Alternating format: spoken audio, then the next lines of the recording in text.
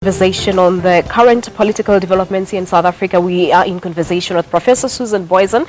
She's a political analyst live from her studios in Parliament. Prof, as we wrap up, some analysts are saying that the National Assembly can have a vote of no confidence in the cabinet, of course excluding the president, and they can actually go as far as telling the president that we are firing your cabinet. What do you think it is likely to happen moving forward?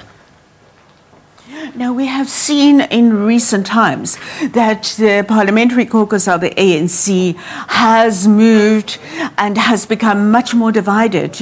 A year ago, for example, and even around debates around the Nkandla and when the Constitutional Court had its judgment against President Zuma, that the parliament and the ANC and parliament came out united and in defense and in acceptance of a meek and mild apology that they had from the president.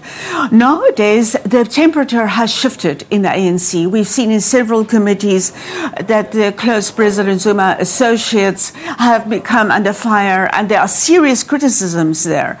And it is a possibility, even if the ANC doesn't really work like that. Yeah. These are very, very unusual times. And I would say there is a possibility that the parliamentary ANC could swing, and there's only a few dozen of the MPs of the ANC that are necessary to vote, we have no doubt, with opposition parties.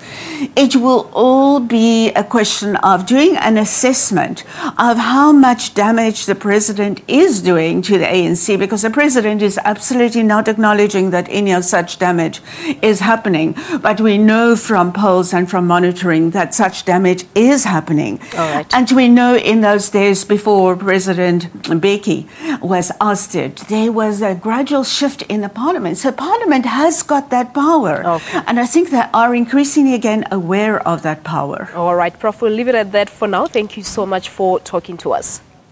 Thank you. Thank you very much indeed. That's Professor Susan Booysen, a political analyst, talking to us about the current political developments here in South Africa. All right, Leanne is